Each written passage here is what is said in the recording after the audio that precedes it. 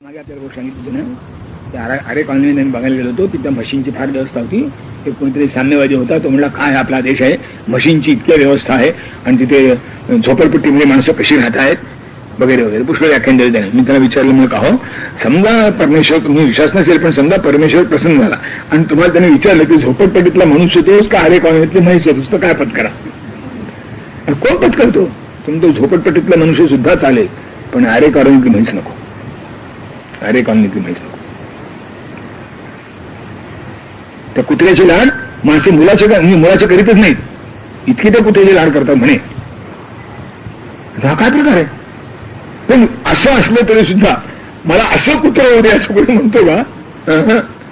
अगदी नास्तिकातल्या नास्तिक माणसानं आपलं आत्मचरित्र लिहिलंय. ते चांगले होते, कुलगुरू होते, रँगलर होते, परदेशामध्ये राजदूत होते.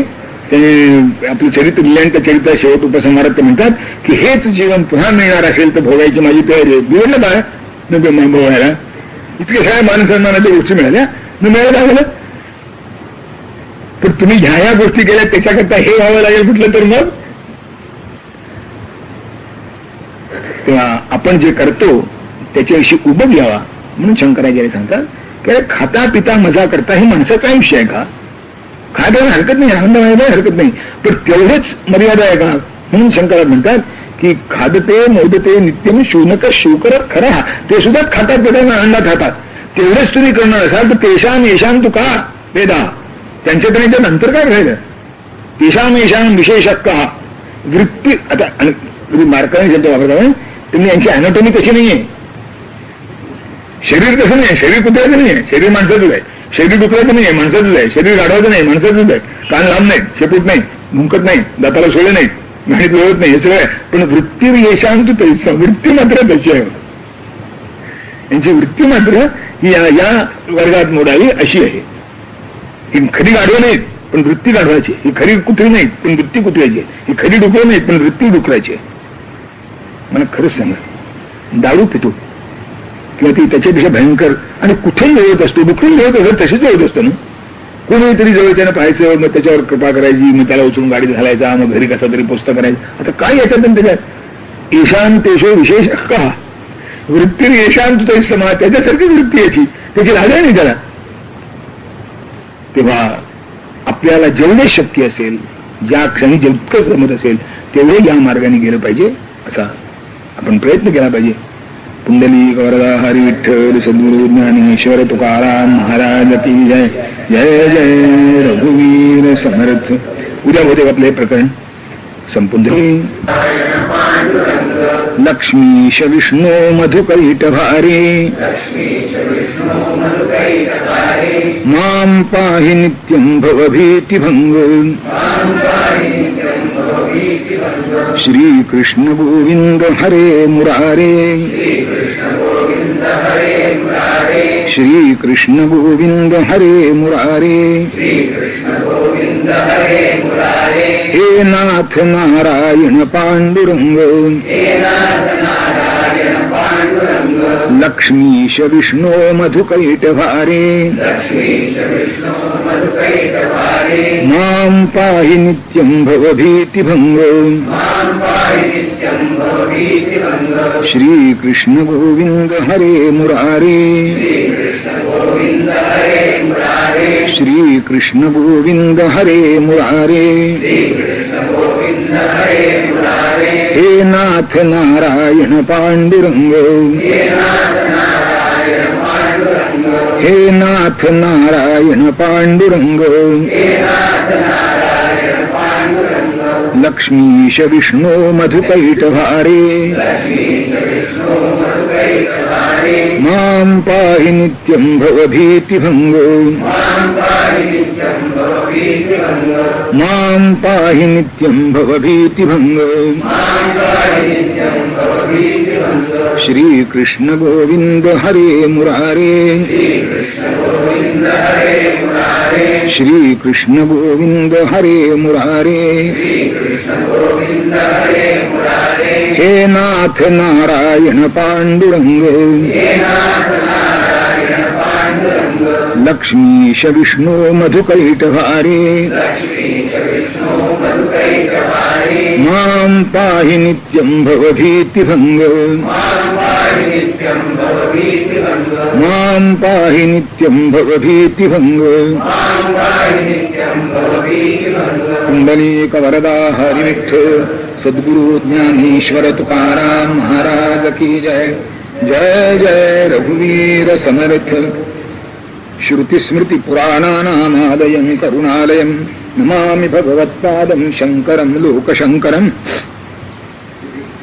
मुमुक्षुत्व या चौथ्या साधनाचा आपण विचार करतो आहोत आणि त्यामध्ये भगवान शंकराचार्यांनी मुमुक्षुत्व कशाला म्हणतात, त्याची आवश्यकता काय आणि त्याचे प्रकार किती याचा विचार सांगितला.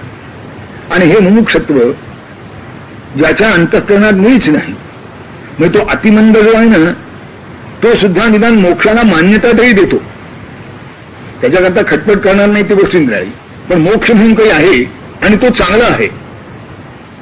कारण त्याचे वर्णन त्यांनी केलंय की मार्गे प्रयातु मणिलाभवन्ने लभेत मोक्ष यदि तरीही धन्य. की सहज जाता जाता एखादा हिरा सापडला तर काय यांना असायचं काही कारण नाही, म्हणजे जाता जाता मोक्ष सापडला तर तो हिऱ्यासारखा आहे, कष्टातून सापडला तर आनंदाची गोष्ट आहे. म्हणजे मोक्ष आहे आणि त्याचं मोठेपण हे दोन्ही गोष्टी तो अतिमंद मान्य करतो, नाहीच म्हणत नाही. हे मोठे उपकार आहेत त्याचे. नाहीच म्हणलं असं मी घ्या काय त्याचं मी ईश्वर मानित नाही. कारण आपल्याकडे नास्तिकाच्या ज्या व्याख्या त्यातली एक व्याख्या महत्वाची आहे, आयुर्वेदाने ती सांगितले, नास्ति परलोकः, की या जन्माच्या पलीकडे काही नाहीच असं जो मानतो, एवढाच जन्म ज्याचा आहे बस इथनं आरंभ होतो आणि इथेच संपतो. हा असा कसा झाला, ऍक्सिडेंट, योगायोग वगैरे काही नाव देतो. असं जो मानतो त्याला आता काय म्हणावं कोणतं, हाच अतिमंद. त्याला अतिमंद वर किती घात द्यायचे हे म्हणा चर्चा झाली काय. आणि असा जो मनुष्य असतो त्याला उद्देशून शंकराचार्य म्हणतात की अरे मग तुझ्यात आणि त्याच्यात फरक काय. खादते, आपण विचार खाल थोडा केला, खादते मोदते नित्यम सुकर शूनक खरा, की डुक्कर, कुत्र आणि गाढ हे खातात पितात मजा करतात, मग तुझ्यात आणि त्याच्यात फरक काय. हा मला माहिती मिळालंय की तुझं शरीर त्यांच्यासारखं नाही, म्हणून ते पुढे शंकराचार्य म्हणतात की तेषाम येशाम विशेषः का, ते आणि हे म्हणजे ती गाढव वगैरे जी आहेत ते, आणि हा 2 पायाचा, तिसरी 4 पायाची आहेत, हा 2 पायाचा, त्यांच्यात फरक काय. बाबा एवढा अॅनाटॉमिकल चेंज आहे तुम्ही नाही कसं म्हणता असं कोणी विचारी. शंकराचार्य म्हणतात अॅनाटॉमिकल चेंज तर डुकराचा कुत्र्या शोसारखा नाही, गाढवाचा डुकरा शोसारखा नाही, कोणत्याही 2 पशूंचं अॅनाटॉमिकल स्ट्रक्चर सारखं नाही. शरीररचना प्रत्येकाची वेगळी आहे, तशी माणसाची एक वेगळी. तसं नाव एक माणूस, ते डुक्कर तसा माणूस, तो गाढव तसा माणूस, तो उंदीर तसा माणूस. काय फरक आहे. फरक जो आहे तो यात आहे त्याच्या वृत्ती. तेव्हा त्याची अॅनाटॉमी वेगळी मला मान्य मिळाले. म्हणून वृत्तीर येशांत तै समाह, याची वृत्ती त्यांच्या लोकीच आहे. आहार निद्रा भयमैथुनंच सामान्यमेत पशुभिर्मिराणं धर्मो हि तेषामधिको विशेषा धर्मेण हि ना पशुभिस्समाना, असं आपलं वचन आहे. आता हे सगळं उजाडलं, कळलं. आता सांगतो तुम्हाला, यावन्नाश्रयते रोगो यावन्नाक्रमते जरा यावन्न धीर विपर्येत यावन् मृत्युन्न पश्यति. तावदेव नरस्वस्थः सारग्रहण तत्परः विवेकी प्रयतेताशु भवबंध विमुक्तये. ते म्हणले याला आरंभ घ्यावा गावा. ते म्हणजे खरं तर असं आहे, कौमाराचरे प्राज्ञा धर्मान भागवतानी, की भागवत धर्माचा परमार्थ मार्गाचा अवलंब माणसाने कौमार वयात करावा. कौमार म्हणजे 9, 10, 11च्या सुमारातलं वय, त्याच्या पुढे पौगंडावस्था सुरू होती, त्याच्या आधीचं वय कौमार, त्याच्या आधी बाल, त्याच्या आधी शिशु, ते अगदी लहानपणी शिशु, त्यानंतर थोडं म्हणजे सामान्यतः 5 वर्षापर्यंत शिशु, 5 वर्षापासून 6-7 वर्षापर्यंत बाल, 6-7 वर्षापासून 8 वर्षापासून 10-11 वर्षापर्यंत कुमार, आणि 11-12 वर्षापासून 15-16 वर्षापर्यंत पौगंड, पुतळ, अशी सामान्यतः वयाची विभागणी आहे. तेव्हा कौमार आचरेत म्हणजे 8व्या-10व्या वर्षी परमार्थ मार्गाला लागलं पाहिजे. ते कुठलं आणायचे? पण लागलं शास्त्र सांगतं. इतकं नाही तर ठीक आहे, शंकराचार्य आता द्यायची तेवढी सवलत देतात. म्हणजे यावन्न आक्रमते रोगा, जोपर्यंत शरीरावर रोगाने आक्रमण केलं नाही, जोपर्यंत कोणताही रोग नाही शरीरामध्ये. पडसे खोकला जाऊ द्या, ते काही लोकांना जर आठवड्याने सुद्धा येतं. पडसे खोकला नाही, रोग म्हणजे ज्याच्याकरता पुष्कळ उपचार करावे लागतात आणि उपचार करून सुद्धा बरं होतच असं नाही. असे जे रोग आहेत, आणि सामान्यतः हे जे रोग आहेत ना, हे ऑर्गॅनिक डिझीज म्हणतात त्यांना, की शरीरातल्या अवयवामध्येच विकृती होती. म्हणजे ब्लड प्रेशर असेल, ते मधुमेह असेल, ती ऍसिडिटी असेल, ती काहीतरी शारीरिक विकृतीला निर्माण झाली. असे रोग, असे जोपर्यंत झाले नाहीत, यावन्न आक्रमते रोगा, यावन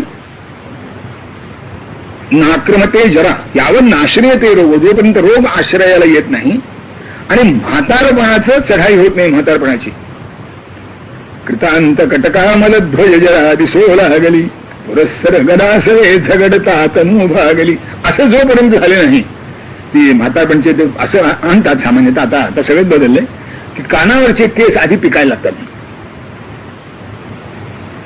तेव्हा ते असं म्हणलंय की जरा कर्णमुली सांगू आली गोठी, की आता ती टाईपरायटरवरची घंटा वाजली, आता एखाद दुसरा अक्षर पुढे टाईप होईल, नाही तर नाही. तर ती इथे जी शंका आली, ती गोष्टी सांगायला इथे म्हणाले. हे जोपर्यंत झालं नाही, म्हणजे केस जोपर्यंत काळे आहेत, आता एखाद्या माणसाची चुकून त्याच्यानंतर काळे असतात ना, म्हणजे काही लोकांचे आश्चर्य आहे, टक्कल पडलेलं असतं पण केस काळे असतात. काही लोकांचे केस पांढरे स्वच्छ असतात पण टक्कल मुळीच नसतं. किंवा टक्कल आणि केस पांढरे यांचा जवळजवळ संबंध आहे तसं नाही, दोन्ही उलट सुलट राहायचं. सगळेच निसर्ग नियम बदलले, त्यात हा तरी कसा शिल्लक राहील. पण म्हातारपणाची जी लक्षणं आहेत की शरीर आता जरा तक्रार करायला लागलाय कोणत्या ना कोणत्या स्वरूपाची, असं जोपर्यंत झालं नाही,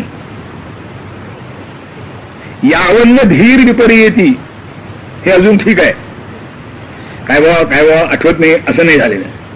मला असं म्हणायचं होतं की ते काय म्हणत होतं लक्षात येत नाही, काय म्हणत होतं कोणाचं, असं जोपर्यंत झालं नाही, काय काय काय काय झालं नाही, अजून चांगलं स्मरणशक्ती चांगली आहे, बुद्धी तल्लख आहे, लक्षात राहतं, सांगता येतं, बोलता येतं, असं जोपर्यंत आहे तोपर्यंतच यावन मृत्यूर्न पश्यती, म्हणजे मृत्यूची कल्पना सुद्धा येत नाही, तो समोर दिसायला लागला असं नाही.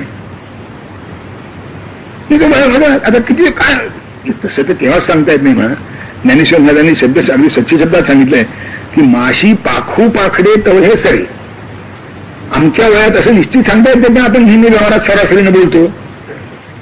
त्या सरासरीचा विचार केला म्हणजे 60 ओलांडली म्हणजे मग तो दिसायला लागतो, हे समजायला काय हरकत नाही. 60च्या आत काही सहसा दिसत नाही. तेव्हा या वयात तरी निदान हे सवलत आहे. आता याच्यापेक्षा पलीकडे नाही. आपण सामान्यच असं म्हणू की विमा कंपनी जोपर्यंत विमा उतरवते आहे तोपर्यंत आता काही हरकत नाही. बाकी ते परमार्थ कळत नाही, पण एवढं तर कळतं माणसाला की विमा कंपनी विमा उतरवायला जोपर्यंत तयार आहे योग्य त्या हप्त्यानी, हो, नाही तर 1000चा विमा आणि 1,500चा हप्ता असा असेल तर विमा कंपनी केव्हा उतरायला तयार होईल. ते योग्य ते हप्ते त्यांचे आहेत, त्या हप्त्याने जोपर्यंत विमा कंपनी विमा उतरवते आहे तोपर्यंतच माणसानं काय करावं.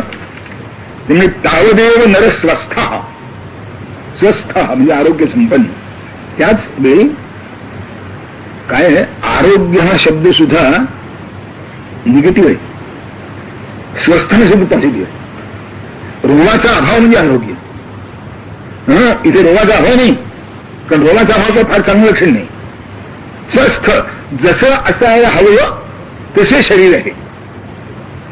डोळ्यांना जसं दिसायला हवं तसं दिसत आहे, कानाला जसं ऐकायला हवं तसं ऐकायला येत आहे, दात सगळे तर सगळे धड आहेत, शरीर अजून ताटचं ताट आहे, कंबर कुठे वाजली नाही, गुडघे कुरकुर करीत नाहीत, बसता उठताना खटखट वाजत नाही.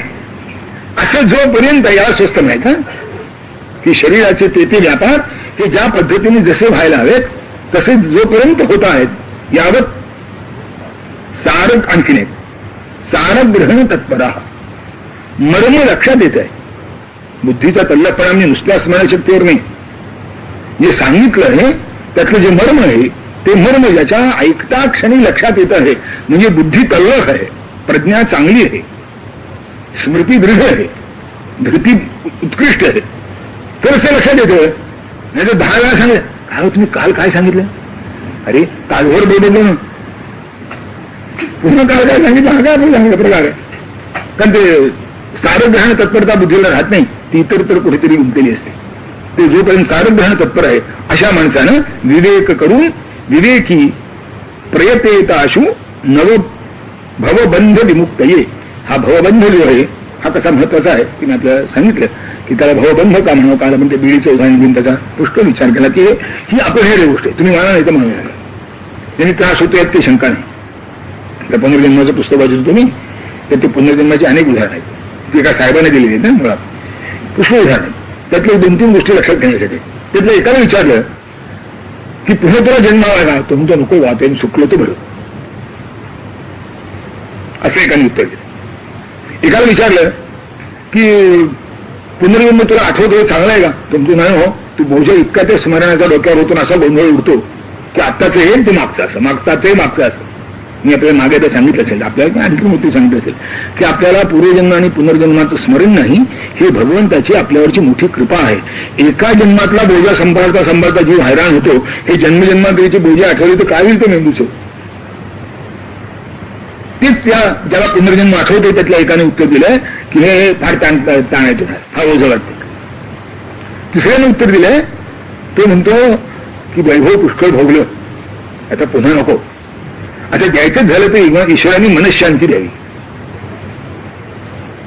आपल्याला मनशांतीची ओळख लागत नाही, मागचं आठवत नाही, आणि मागचं आठवलं तर मनशांतीची कल्पनाच करायचं आपण नाही, आणखीन काहीतरी मिळायला करतो. एका जन्मातले रागद्वेष संपत नाहीत, जन्मजन्मांतरीचं आठवलं तर काय आहे जन्माचं. पण सारं रूपाने लक्षात घेण्यासारखं आहे की पुनर्जन्माचं स्मरण हे ओझं आहे. पुनर्जन्मातलं ऐश्वर हे काही खरं नाही, मनशांतीच मिळायला हवी, आणि पुन्हा शक्यतो पुनर्जन्म नको असं म्हणणारी, यांना पुनर्जन्म आठवतात अशी माणसं आहेत. भले एक उदाहरण असेल एकेकाचं, तो सिद्धांत सिद्ध होतो त्यातून. म्हणून भवबंध विमुक्त ये, या भवबंधातून माणसानं मुक्त झालं पाहिजे, याकरता विवेकपूर्वक प्रयत्न करावा. काय करावा ते आतापर्यंत सांगितलं म्हणाले, पहिल्या दिवसापासून अजून तेच चालू आहे. जेव्हा भवबंध विमुक्त ये, भवबंधातून मुक्त होण्यासाठी माणसानं प्रयतेत, मार्गे प्रयातो म्हणून नाही, प्रयतेत माणसानं त्यासाठी प्रयत्न करावे. आजच कोणाची तरी चर्चा झाली तर काल झाली. मी आपल्याला खरंच सांगतो, प्रामाणिकपणे सांगतो, दुर्बलता हा अपराध नाही परमार्थ मार्गामध्ये. दुर्बलता हा अपराध नाही, अपराध आहे आळस आणि उपेक्षा. शक्य आहे आणि करीत नाही, महत्व आहे आणि पटत नाही, या 2 गोष्टी अपराधाच्या आहेत. तुम्हाला किती जमेल तेवढं मला जमणार नाही, शक्य आहे. ज्ञानेश्वर तुकारामांचं उदाहरण घ्यायला, पण जे एकाला जमतं ते दुसरं जमत नाही. पण जमत नाही निराळं आणि करीत नाही निराळं. जमत नाही हा अपराध नाही, कारण आपल्या हातातली गोष्ट नाही, होऊन गेली. शरीराचं दौर्बल्य ही आपल्या हातातली गोष्ट नाही. नको होती काळजी घ्यायला पाहिजे होती, नाही घेतली, आता दुबळ झालं शरीर, ठीक आहे दुबळ झालं. आता दुबळ झालेल्या शरीराने जेवढं करता येईल तेवढं करायचं की नाही. समर्थांनी विचारलंय, अरे फुकाचे मुखी नाम घेता, फुकट काही श्रम नाही त्यात, बसल्या बसल्या घे ना, काय करू नको, ते होत नाही. आता काय करावं, सगळ्यात सोपं साधन तेही माणसाला करता येत नाही, आणि मग निर्णय साधनाची मग कोणती, ह्या साधना कोणाची, ती साधना कोणाची, ती साधना कोणाची. आणि आता तर साधनांचं पीकच वाढलंय. पूर्वी एकेकाळी काही परंपरागत बंधनं तरी होती, आता प्रत्येक जन्माला येतो तो शंकराचार्य वर्षा शाळेत जन्माला येतो, ज्ञानेश्वरांच्या वर्षा मोठा जन्माला येतो. फार तर तो असं भान म्हणतो ज्ञानेश्वरी मी एकच. हा खरं सांगू, असं जो म्हणेल ना, जाऊ द्या, तुकाराम महाराजांचा अभंग सांगणार होतो आपल्याला, बाजूला हवं. स्वतःला कोणी ज्ञानेश्वर शंकराचार्यांच्यापेक्षा मोठा म्हणत असेल, त्यांचं म्हणणं मी माझ्या बुद्धीप्रमाणे तुम्हाला समजावून सांगतो, हे म्हणणं निराळं, आणि त्यांनाच कळलं नाही ते मला उमगलं, हे मी त्यांच्यापेक्षा अधिक योग्यतेचं आहे म्हणणं निराळं. दोन्हीमध्ये आकाश पाताळाचं अंतर आहे. कदाचित हा सांगत असेल ते सुद्धा ज्ञानेश्वरांना धरून नसेल, कारण माझ्या बुद्धीचा दोष आहे. मी आपल्याला परवा सत्याच्या संदर्भात सांगितलं होतं की सत्याचं ज्ञान यामध्ये फरक होऊ शकतो. सत्यात फरक आहे की कारण ज्ञान ज्याला व्हायचं त्याची बुद्धी, त्याची साधनं, यात अंतर असं नसतं. म्हणून ज्ञानेश्वरी मला जशी समजली तशी सांगणं निघालं. असं म्हणायचं ज्ञानेश्वर महाराजांना असावं असं म्हणणं निघालं. नाही, ज्ञानेश्वर महाराजांनी हे लिहिलंय, चुकलंय. मी सांगतो ते बरोबर. असं जर म्हणत असेल कुणी तर तुका म्हणे ऐशा नरा मोजून माराव्या पाहिजे. 10 माराव्या आणि 1 मोजाई आणि अशा 100 माराव्या. आपल्या शक्तीने शब्दाने तरी काय तुमचा मी निषेध करतोय, तुमचं म्हणणं मला पटत नाही. पुष्कळ शहाणा असला तर शब्दाचा मार पुष्कळ आहे त्याला, आणि मूर्खच असला तर पायदारच नाही कळत नाही त्याला. पण एवढं तर निषेध म्हणलं पाहिजे. काय म्हणा हे आपण म्हणता ठीक आहे, तुमच्या ठिकाणी तुम्हाला राहू द्या, मला याची गरज नाही असं म्हणता हिंमत असली पाहिजे. म्हणून विवेकी म्हटलं आणि प्रयतेत म्हटलं की हे सहजासहजी साधणारं नाही. म्हणून दुर्बल हा अपराध नाही, पण माझी जी शक्ती आहे ती सगळी पणाला मी प्रामाणिकपणे लावतो आहे असं म्हटलं पाहिजे. कर्तव्य पार पाडून म्हणजे, कारण आपण पहिल्या दोरात समाविष्ट होतच नाही, पण तिसऱ्यात तो होतो ना की आता संसार झाला, मुलं मुळे आहेत, आपापल्या घरी सुखाने. आता तरी आहे ती शक्ती वापरता का पुन्हा अजून असंच वाटतं, अजून कसं हे आला नाही काय झालं कोणाला. 2 वर्ष 35 आता 2 वर्ष 35 त्याला अजून का घरी आलं वाटेल, चोरा काय करणे, काही तर फोन करून विचार का नाही आलास म्हणून. तेवढं राहत नसलं तर. पण हे होत नाही माणसाचं, ते मन असं राहतं. जेवढं तुम्हाला शक्य आहे प्रयत्न मध्ये सर्व समर्पणाची कल्पना अभिप्रेत आहे की रिझर्व आता काही ठेवू नका, रिझर्व काही ठेवू नका. जे सगळं आहे यत्करोषि यदशिनासी यज्जुहोषि ददासी यत् तपस्यसि कौन्तेय तत्कुरुष्व मदर्पणम्. जे जे तुम्हाला शक्य असेल ते सगळं त्याच्या चरणी अर्पण करा. शक्य ते सगळं, शरीरापासून बुद्धीपर्यंत, कोणत्याही अवयवाच्या शक्तीपासून कार्यक्षमतेपासून मनबुद्धीच्या कार्यक्षमतेपर्यंत जे शक्य आहे ते त्या दृष्टीने त्या मार्गावरचा प्रयत्न करीत राहायला पाहिजे. शंकराचार्य पुढे म्हणतात, देवर्षी पितृमर्त्यर्न बंधमुक्ता असतो कोटिशः भवबंध विमुक्ता असतो यः कश्चित ब्रह्मवित्तम. हे शंकराचार्य यांच्या काळातलं वर्णन आहे. त्यांनी काय म्हटलं माहितीये की देवऋण आपल्याकडे जायमानो वय मनुष्य त्रिभिर ऋणवान जायते. एकेकाळी 3 ऋण आणि नंतर काही काळांनी 4 ऋण म्हणायची पद्धत होती. पहिली ऋण 3 आहे, देवऋण, ऋषीऋण, पितृऋण. नंतर पुढे त्याला मनुष्य ऋणाची जोड देण्यात आली, उपनिषद काही दिली. आणि अशी 4 ऋण झाली. शंकराचार्यांनी त्या 4 ऋणाचा उल्लेख केला की देवऋण कशाने फिरतं, यज्ञ होम हवन नवस तुमचे आपल्याकडे कोढ मुकुळाचार असतात ते देवऋण फेडण्याकरता आहे. मग त्या कोणाकडे नवरात्र असतं, कोणाच्या ते खंडोबाचं काहीतरी असते. 3 निराळी नवरात्र आहे, देवीचं नवरात्र, दत्ताचं नवरात्र, खंडोबाचं नवरात्र, रामाचं नवरात्र, कृष्णाचं नवरात्र, पुष्कळ नवरात्र आहेत. ती 5 दिवसाची म्हणायचं नवरात्र पण असतं 5 दिवसाचं. त्या शब्द आहे ज्याला गौरवाचा. नवरात्र म्हणलं मी जरा बरं वाटतं, पुष्कळ केल्यासारखं वाटतं. कमी करून पुष्कळ केल्यासारखं वाटतं, दोष काय. तेव्हा असे जे आपण सांभाळतो त्याला देवऋण म्हणतात.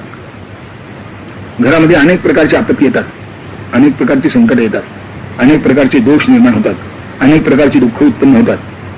कशाची कारणं पुष्कळ आपल्याला कळत नाहीत. त्यातलं एक महत्वाचं कारण आहे, ते घर दुःखाला आमंत्रण येण्याइतकं बिघडलेलं असतं. की जसं शरीराची रोगप्रतिकारक क्षमता कमी झाली की कोणत्याही रोगाचं इन्फेक्शन त्याला होते. बारीक सारीक निमित्त पुरतात. जरा ऋतू परिवर्तन जरी झालं तरी त्याचं शरीर. पण हे कसं का घडलं तर प्रतिकारशक्ती कमी झाली रोगाची. प्रतिकारशक्ती का कमी झाली, जसं वागायला पाहिजे तसं वागला नाही. तसं प्रपंचावर पुन्हा पुन्हा आपत्ती काय येतात. कोण धर्म कोणाच्या त्या घरामध्ये काही होत नाहीये. देवाचं ऋण फेडण्याकरता तो काही करीत नाहीये. देवाचं ऋण हेच ना, देवच मारित नाही तरी काय मानायचं. ते 4 वेळा पुन्हा ऋण करता तिथे भले देवानं दिलं असं काय, त्याच्या बापाचं आम्ही काय लागतो म्हणणार लोक. अरे त्यानं दिलं म्हणून होतं, पण हे मान्यच करायला तर नाही. बुद्धिवादच असा की देव नावाची वस्तूच नाही, त्यामुळे त्याने काही दिलंच नाही. जे आलं ते ऍक्सिडेंटनी आलं. आता असं मनुष्य ऍक्सिडेंट नाही सापडला तर दुर्दैव कोणाचं, तर त्याच्यावर ऍक्सिडेंट नाना प्रकारचे. म्हणून देव ऋण फेडणं हे प्रत्यक्ष मनुष्यपात्राचं कर्तव्य आहे. कोण मी आपल्या आरंभी सांगितलं की आपल्या शक्तीप्रमाणे तुला पितृऋण ती देवऋण असंच आहे. किती सोपं आहे आपल्याकडे. देवाच्या पूजेला बसलो ना ते षोडशोपचार पूजा करतो, नाव उच्चारतो, पण अर्पण काय करतो. वस्त्रोपवस्त्रार्थे अक्षदान समर्पयामी. की वस्त्र आणि उपवस्त्र यासाठी, उपवस्त्र म्हणजे पांघरायचं वस्त्र आणि वस्त्र म्हणजे नेसायचं वस्त्र. ते नेसायचं आणि पांघरायचं वस्त्र याच्याकरता मी अक्षता वाहतो. किती सोपं आहे. ते याच्यापेक्षा सोपं काय आहे? जो उपचार नसेल त्याच्याकरता अक्षता वापरायच्या. नाही तर आपल्याकडे वस्त्र एक शोधून काढलंय मौल्यांनी, कापूस घ्यायचा, असं करायचं, मधनं मध्ये पिळा भरायचा आणि जसे पुंचकी पुंचकी तयार झाली त्याचे की ते वस्त्र तयार झालं ते माहिती देवाला. देव कृपवत नाही मुली की असं वस्त्र मला का दिलं. एकदा जावयाची पूजा करताना हे देऊन बघा म्हणजे काय होतं ते करेल. देवाला चालतं खरंच आहे. भावानं देवा त्यानंच सांगितलंय की ते पत्रम पुष्पम फलन तो मध्ये याच्यात महाग काय आहे, दुष्ट आहे, काय अवघड आहे, काय सोपं आहे. तेव्हा अवघड म्हणजे कारण नाही. पूजा फक्त हे तुम्ही नबाडीने करता, नाही तुमचे दादा थट्टा करायचे. तुम्ही मानस पूजा करतो, काय करतो, वस्त्रोपसतात, हे कापड बाजार समर्पय आम्ही, म्हणजे अक्षरा सुद्धा नाही पण ते चांगदाने काढून आपल्या घरातली द्यावे लागतात. आणि आणखी नाही, त्या अक्षर शब्दाचा अर्थ आहे न मोडलेला तांदूळ. कोणाच्या पंचपाळ्यात असतो इथं बघा तरी, कण्या असतात सगळ्या. न मोडलेला तांदूळ नाहीच अक्षर म्हणजे पण ते होय निवडला पाहिजे. हे कोण करणार? सासूबाईंनी निवडलेलं पंचपाळीत तसंच वापरलेलं असते पुढे, किंवा तरी एकदा धुतलेला असतो आणि तो धुतला की तांदूळ ठिस्सो होतो. प्रत्येक काढताना त्यातले बाकीचे उरलेले तांदूळ मोडतात. प्रत्येक काढताना उरले, शेवटी संपेपर्यंत अक्षरशः कणी होती त्याची. ह्या कापड बाजार समर्पयामध्ये तेही नाही. नैवेद्यार्थी हलव्याचं दुकान समर्पया आम्ही, याच्या काकाचं काय केलं म्हणजे चिमटबाई एवढा गुळ एवढी साखर सुद्धा नाही. ही थट्टा झाली. जे तुम्हाला शक्य आहे त्यातलं अधिक कुठेही तुम्ही एखाद्याला सहाय्य करायला, मदत कराल, देवपूजा कराल, तुम्हाला जे शक्य आहे त्यातलं अधिक. आणि मग ते इमानदारीने किती अक्षरशः पत्रम पुष्पम, पान तर हरकत नाही, तुळस तर महाग नाही, दुर्वा तर महाग नाही, बेल तर महाग नाही. अरे बेल मिळत नाही तर ते निर्गुणशी धवायला सांगितले शासन, निर्गुणी व्हा. बरं तुळस पूर्वी खरंच अवघड नव्हती. प्रत्येकाच्या घरात तुळस होती. भाड्याच्या किंवा अपार्टमेंट मध्ये सुद्धा तुळस होती. बंगल्यात तर होतीच होती. आता ते कॅक्टस शिवाय काही उगवतच नाही म्हणतात. फक्त कॅक्टस उगवतो, तुळस उगवतच नाही. आता काय करतात तुळशीनंच असं त्या पुकारल्यावर काय करणार. तुळशीचं एक पान महाग आहे का? पण ते मी माझ्या लहानपणी बघितलंय, मुंबईला चाळीतली झाडं होती, डब्यामध्ये तुळस पिरून व्हरांड्यात टांगलेली असते प्रत्येक घराच्या समोर. आता पुन्हा ते परत येणार आहे. या प्रदूषणाच्या काळामध्ये तुळस घरात लावली तर झोपू शकणार नाही, तर लावून झोपूच शकणार नाही. आता नुसती घरात एके ठिकाणी नाही, खिडक्यांना लावावी लागेल 4-4, 5-5 कुंड्याला, आणि मोठी मोठी रोपं वगैरे वाढवावी लागेल, तरच आज शांतपणे झोप येईल. नाही तर गुदमरून उठायची जागे व्हायचा प्रसंग येईल. कारण ते तुळशीमधून ओझून माझं बाहेर पडतो म्हणे की ज्याचा आता तुटवडा निर्माण झालाय आकाशामध्ये. आणि ओझोन हा ऑक्सिजनचाच एक थोरला बोगा घालता बोग काहीतरी आहे. तेव्हा देवऋण हे फेडणंच आवश्यक, फेडणं आवश्यक आहे. ते ऋण आहे, आपल्या कर्ज आहे. आणि यासाठी कर्जाच्या फेडण्याची आपल्या भाषेमध्ये पूर्वी सवय होती.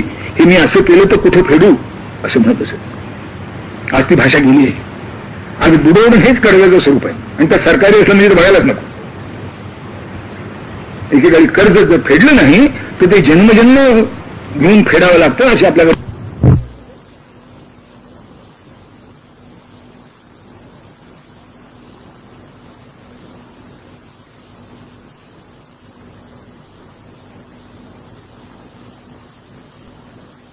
ऋषीऋण. ऋषीऋण म्हणजे मनुष्य जन्माला आला त्याने विद्या ग्रहण केलंच पाहिजे. मग ती विद्या कोणतीही असेल, कला असेल, दुसरी 14 विद्या आहेत, 64 कला आहेत. तर 14 विद्या 64 कला यापैकी जे तुम्हाला शक्य असेल ते, जशी सर्जरी विद्या आहे, वकिली विद्या आहे, इंजिनिअरिंग विद्या आहे, चित्रकार विद्या आहे, साहित्यिक विद्या आहे. पण ही विद्या तुम्ही शिकलात म्हणजे अर्ध काम झालं. ही पुन्हा दुसऱ्याला शिकवली म्हणजे पूर्ण काम झालं, मग तो फिटला. म्हणजे विद्या शिकायची, आपल्यापुरती चोरून ठेवायची ही भारतीय कल्पना नाही, अभारतीय कल्पना आहे. ती मुसलमानांच्याकडनं आलेली आहे मुळात. आपण विद्या ग्रहण केलं की ती विद्या ग्रहण करून भागत नाही. ती मला जी विद्या येते ती मी तुम्हाला शिकवलीच पाहिजे. जे जे काही आपण असे ठावे ते हळूहळू शिकवावे. शहाणे करून सोडावे सकळ जन. याचा अर्थ हा शहाणा आहे सगळी धरले नाही समर्थांनी. पण याला जेव्हा येतं तेव्हा त्यांनी दुसऱ्याला शिकवलंच पाहिजे, नाही तर तो दोषी ठरतो. त्या पेशवाईतली कथा मी आता सांगितली असेल नाही का, की त्या पेशवाईने ते दक्षिणा वाटत असते आणि ते वाटायचं काम योग्यता अशी ठरवायची, ती योग्यता असे मग 500 रुपयापासून 5 रुपयापर्यंत स्वदक्षिणा असे. आता त्यावेळेचे 5 रुपये पुष्कळ मोठे होते. 2 पोती धान्य जसे 5 रुपयात, आणि मोठी दक्षिणा 500 रुपयाची असायची. ते कधी मोठे विद्वान शास्त्री आणि त्यांचा शिष्य, तो आपला गुरु इतकाच तयार झालेला, ते दोघा दक्षिणेकरता आले. रामशास्त्री प्रभूणी न्यायाधीश त्यांनी त्यांची परीक्षा घेतली आणि गुरुला 500 रुपये आणि शिष्याला 250 रुपये दिले. ते शिष्याने पेशव्यांच्याकडे तक्रार केली. सुप्रीम कोर्टात अपील, ते यांचा निर्णय बरोबर नाही. जितकी गुरुची विद्या आहे तेवढी सगळीच्या सगळी माझी विद्या आहे. असं असताना गुरुला 500 रुपये मला 250 रुपये काय काय आकड्यात फरक असेल. हे कोणी सांगितलं की त्या संशोधन हो हे 250 नसून 300 आहेत तर 300, हे 500 नसून 800 आहेत 800, काय जे असेल ते. पण गुरुला जेवढं दिलं त्याचे निम्म शिष्याला दिले. विद्या दोघांची सारखीच. तक्रार केली पेशा नाही, खरं वाटलं. त्यामुळे खरं आहे, परीक्षा घ्यायची आणि दक्षिणा द्यायची. जर गुरुची आणि शिष्याची विद्या सारखी आहे तर दोघांना सारखी दक्षिणा दिली पाहिजे. तुम्ही रामशास्त्रीला बोला, तुम्ही असं का केलं विचारू नये. तुम्ही अशी जी तक्रार आहे, तुमची भूमिका काय आहे. न्यायालयावर दडपण आणण्याची सवय त्या काही राज्यकर्त्यांना होती. असं का केलं तुम्ही. ते म्हणजे अहो, गुरुने याला तयार केला, गुरुची विद्या याला यांनी सगळी दिली, म्हणजे जितका हा गुरु शाणा तितका शिष्य शाणा. आता यानं आपली विद्या दुसऱ्याला दिली पाहिजे की नाही. गुरुने याला दिली, अर्ध काम झालं. याला जेव्हा दुसऱ्याला देईल तेव्हा गुरुच्या योग्यतेचा होईल, तो पण गुरुच्या योग्यतेचा होणार नाही. मग याला अर्ध दिला.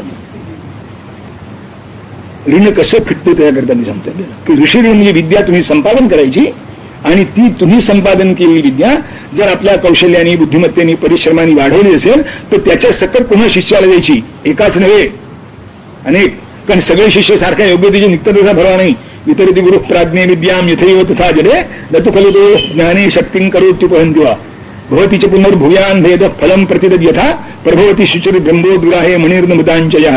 असं कालिदासांमुळे सुंदर वर्णन केलं की गुरु सर्वांना विद्या देतो, देताना सारखे असते पण घेणाऱ्याची पात्रता वेगळी असते. द्रोणाचार्यांचे संबंध साहित्यिक आढावपणाने काही होत.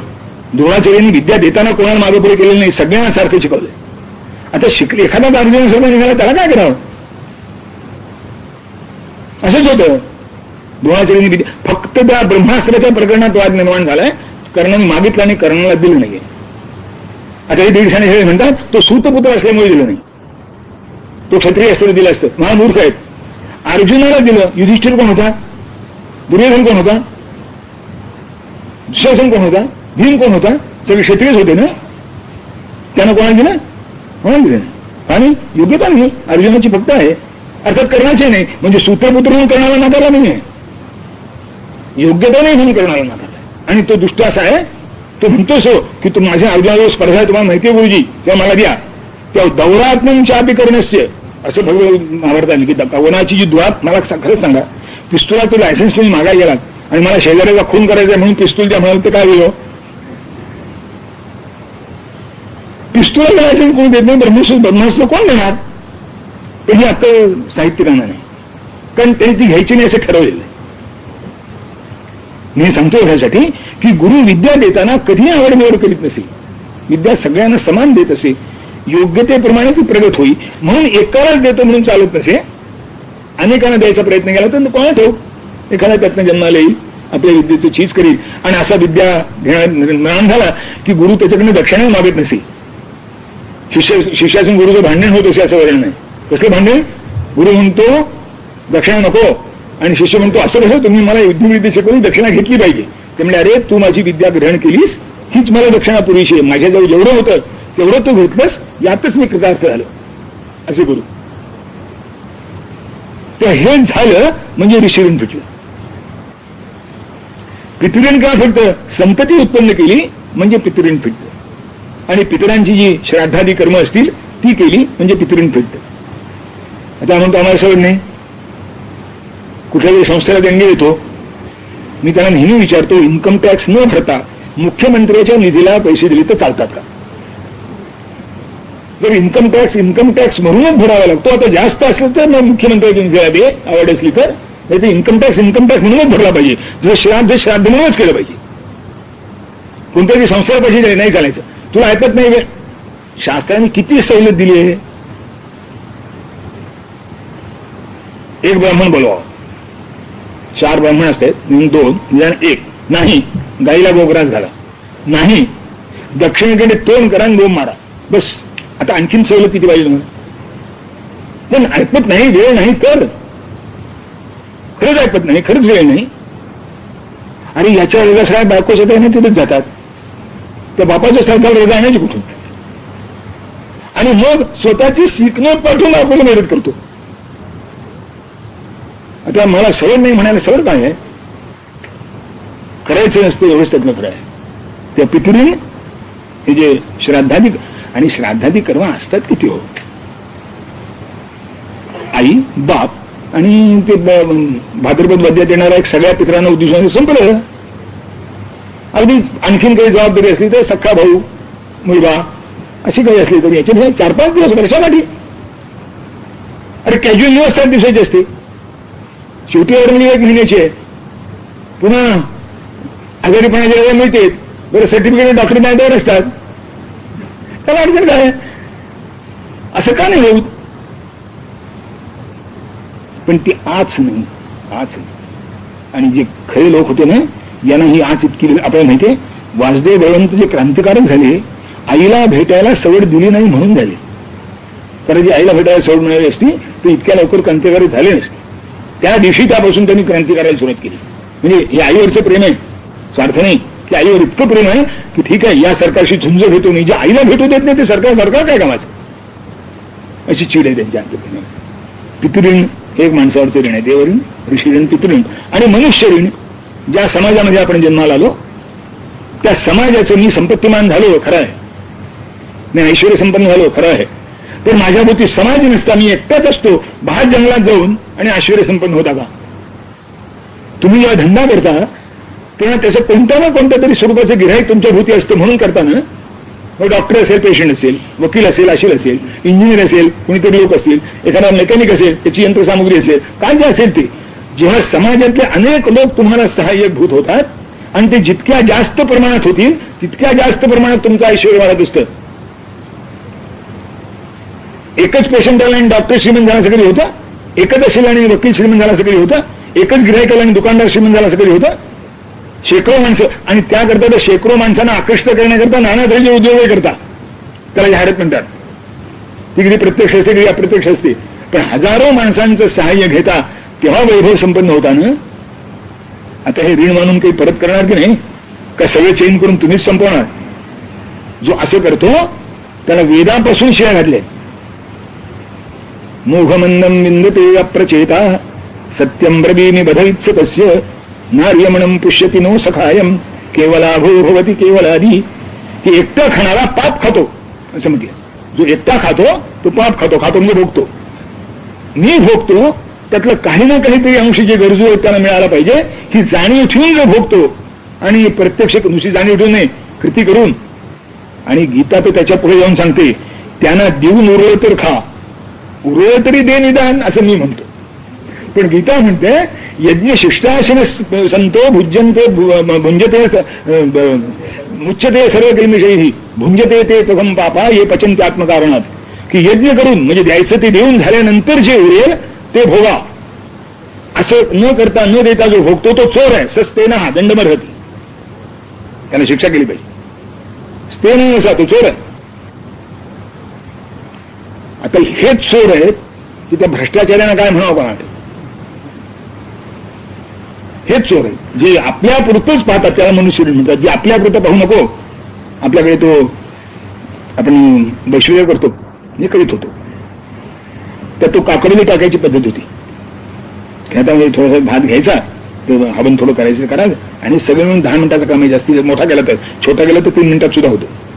आता तेच लुप्त झालं, यात काही शंका नाही. पूर्वी चुली होत्या तर बायका तरी निदान थोडं काही दिसत तर चुली टाकायचं, आता गॅस वाला त्याच्यात ते संपलं. पण चुली होते तोपर्यंत माऊल्या का होईना त्याच्यात कृष्णार्पण बसून एखादा घालचा चुलीत टाकत असत. हे चांगलं होतं मला माहित नाही, पण निदान असं हे असंच होतं की काप गेले आणि भोकं राहिली. पण भोकं राहिली म्हणजे काप होते हे तरी कळलं. आता काप म्हणजे भोकं कशाला, अविंध, दुसरं काय म्हणणार. अविंध म्हणजे मुसलमान, त्यांचे कान टोचित नाही, आपल्याकडे टोचतात म्हणून आपण विंध आणि ते अविंध. तेव्हा तो यजमान जो आहे तो काकबली घेऊन दाराशी येतो तो काकडोली खाली ठेवतो आणि 10 गायत्री मंत्र जपेपर्यंत अतिथीची वाट पाहतो की कोणी मला जेवायला वाढा असं म्हणणारा दाराशी येतो का, आणि मग जाऊन जेवतो. असं जो करीत नाही ते नाही बसा. समजा आज या पद्धतीचं शक्य नाही, ठीक आहे, पुष्कळ मनुष्योपयोगी संस्था आहेत, प्रामाणिक आहेत. कोणी अन्नक्षेत्र चालवतोय, कोणी दवाखाना चालवतोय, कोणी वृक्षारोपण करतोय, कोणी घाट बांधतोय, कोणी विहिरी खोदतोय सार्वजनिक, त्याला मदत करा. पण आपल्याकडे इष्ट आणि पूर्त, त्यातले इष्ट जे आहे ते देवतोद्देशाने आणि जे पूर्त आहे ते मनुष्योद्देशाने, ती सगळी आज ज्याला तुम्ही सामाजिक कार्य म्हणता किंवा ज्याच्याकरता ख्रिश्चन मिशनऱ्यांचं कौतुक होतं, मला काही विचारलं होते की ख्रिश्चन मिशनरी नाव ठेवलं आपल्याला काय अधिकार आहे. ते लोकांना मदत करतात आणि मग लोक त्यांच्या मागे लागतात. आपण यातलं काहीच करीत नाही. तुम्ही करीत नाही असं म्हणा, शास्त्राने सांगितलं नाही असं म्हणू नका. शास्त्राने सांगितलंय, तुम्ही रोग्याला औषध द्यावं असं सांगितलंय, विद्यार्थ्याला विद्या द्यावी असं सांगितलंय, भुकेल्याला अन्न द्यावं असं सांगितलंय, झाडं लावावी सांगितले, नद्यांना घाट बांधावे हे सांगले, विहिरी तरी खोदावी असं सांगितलं. तर याच्यापेक्षा काय शिल्लक राहिलं तेवढं सांगा. ते सगळं पोर्टामध्ये येतं आणि त्यातही आणखीन एक बारकावा आहे. इष्टानं स्वर्ग मिळतो, पूर्तानं मोक्ष मिळतो असं शास्त्र सांगतं की स्वर्गापेक्षा जे अनेक पटीनं श्रेष्ठ फल आहे ते पूर्तानं मिळतं. त्या काळाला उद्देशून शंकराचार्य म्हणतात ही ऋण फेडणारे पुष्कळ लोक आहेत, कोटीशः. पण भवबंध ते जे ऋण आहे त्यातून मुक्त होणारे, या ऋणातून मुक्त होणारे पुष्कळ आहेत. पण त्या बंधातून मुक्त होणारे एखादाच ब्रह्मवित्तम म्हणाले. पण ब्रह्मवित्तम म्हटलं, नुसतं ब्रह्मवित्त नाही, ब्रह्मवित्तम म्हणजे त्यातला पुढे आणखीन ब्रह्मवित्तम. अंतर्बंधेन बंधस्य किम बहिर्बंध मोचनैहि तदंतर्बंध मुक्त्यर्थम क्रियतां कृतिः कृतिः. अंतर्बंधेन बद्धस्य किम बहिर्बंध मोचनैहि. जो आतल्या बंधानच बांधला गेला आहे त्याचे बाहेरचे बंध सुटले तर काय विशेष आहे. हे जे सगळे बंध आहेत वरचे सांगितलेले हे बाहेरचे बंध आहेत. देवऋण, ऋषीऋण, पितृऋण, मनुष्यऋण हे सगळे बाहेरचे बंध आहेत. आणि वासनांचं जे ऋण आहे, कामक्रोधांचे जे ऋण आहे, त्यांचे जे बंधन आहे ते अंतऋण आहे. या बाहेरच्या ऋणातून तुम्ही एक वेळ मुक्त व्हालही. शंकराचार्यांच्या वेळेला त्यांची संख्या पुष्कळ होती म्हणून ते कोटीशे म्हणतात. आता तसं काही म्हणायची सोय राहिली नाही. असं एखादा असतो की नाही कोणाला. पण त्यातही पुन्हा विचार की हे सरी तुम्ही केलं, हा बाह्यबंध सुटला, अंतर्बंधच जर सुटला नाही तर काय करते का. ते पाळलेल्या पोपट्यांची गोष्ट आता माहिती आहे का. ते पोपट पाळले जातात आणि मग एक तेव्हा तरी असं येते जिथे बोटा जाऊ त्या यजमानाला पश्चाताप होतो, जाऊ दे आता पोपटासून आता पोपटच पिंजऱ्याच्या बाहेर इच्छित नाही. अडकून ठेवला पोपट, त्याला दार उघडं ठेवलं तरी तो पिंजऱ्याच्या बाहेर इच्छित नाही. आता हा कुठला बंद झाला, हा अंतर्बंध झाला. त्याला कारण त्याच्या पंखाची ताकदच गेली असती. तो ती स्वतः इच्छाच नाही त्याला, पण त्याला माहिती बाहेर गेले काय मिळायचं नाही. डाळिंब कोण म्हणणार दादा बाबा करून पुन्हा तिथे निर्माण करायचं. एखादं बोर मिळालं तर डाळिंब कुठं आणायचं. तेव्हा बाहेरच्या बंधातून सुटका होणं यात विशेष काही नाही, ते होऊ शकतं. जो अंतर्बंध आहे त्यातून जो मुक्त झाला नाही, हा प्रपंचाचा जो बंध आहे, भावाचा जो बंध आहे, कामक्रोधाचे जे बंध आहेत, वासनांचे जे बंध आहेत, हे सगळे अंतर्बंध आहेत. तुम्हाला लाख मोकळं केलं ते आतलं गेलं नाही तोपर्यंत काय होईल. म्हणून ते संस्कृत सुभाषित आहे. त्यामुळे आशान जीर्णा वयमेव जीर्ण.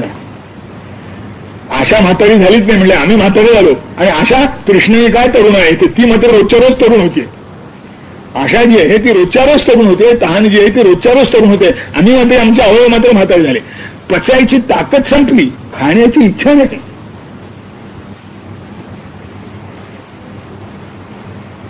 आता काय करावं.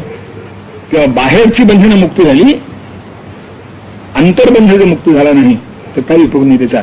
माणसाने अंतर्बंधही मुक्त होण्याची प्रयत्न केले पाहिजे. आता ते मुमुक्षा, उपरती, ते जे सगळं आहे ना ते अंतर्बंध मुक्ती करताच आहे. कृती पर्यवसानैषा मता तीव्रा मुमुक्षुता अन्यातुरंजना मात्रा यत्र नो दृश्यते कृती. शंकराचार्य साहेब त्यांनी जग पाहिले, लहान वयातलं मग काय ते म्हणजे वेदांत ऐकायला सगळ्यात चांगला असतो. त्या वेदांत ऐकण्यात बरोबर चांगलं झालंय, ठीक आहे, चांगला मला भूषण असं मी सांगतो त्याला चांगलं म्हणतात, त्याला भूषण आहे, त्याला काय. पण म्हणजे रंजना मात्र आहे, फक्त ही करमणूक आहे. आपण ललित वाङ्मय वाचतो, दूरदर्शन पाहतो, निरळे सांस्कृतिक कार्यक्रम होतात, त्यांना उपस्थित राहतो, अनेक प्रकारची शिबिरं होतात, त्यांना जातो, त्यात भाग घेतो. हे सगळे रंजना मात्र आहे. ही फक्त करमणूक आहे, त्याला दासं मूल्य काही नाही. मूल्य केव्हा येतं? कृतीपर्यवसानैषा मता तीव्रा मुक्षता.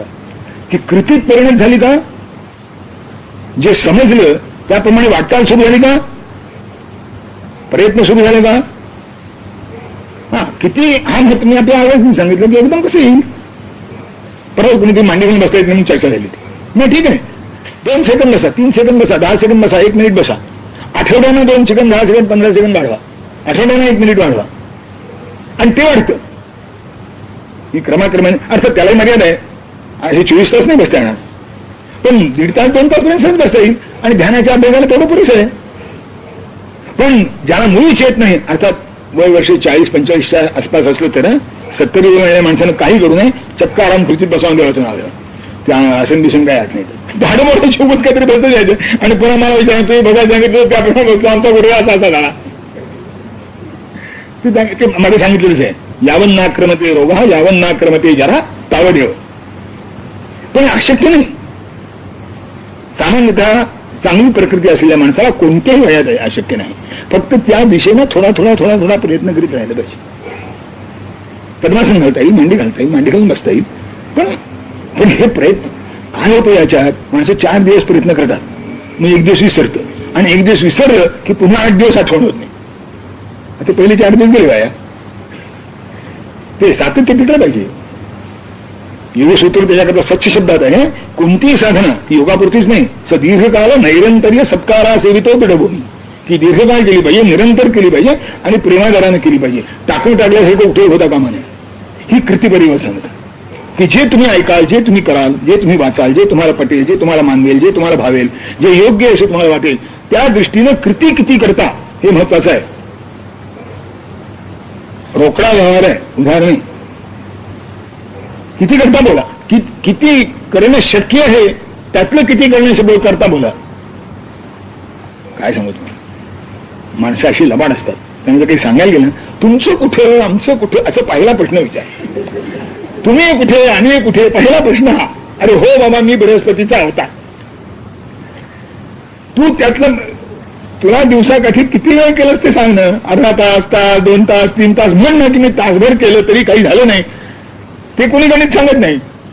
तुमच्यासारखं आम्हाला कुठलं हे मात्र सगळं म्हणणार. म्हणजे 2 फायदे झाले. हा नम्र झाला, माझा अहंकार पुष्ट झाला की मी म्हणजे कुणी विशेष आहे. 10 माणसं म्हणतात तुमच्यासारखे आम्ही कुठे, म्हणजे आलं की नाही भूषण मला. पण हे कोणी सांगत नाही की मी प्रयत्न किती केले.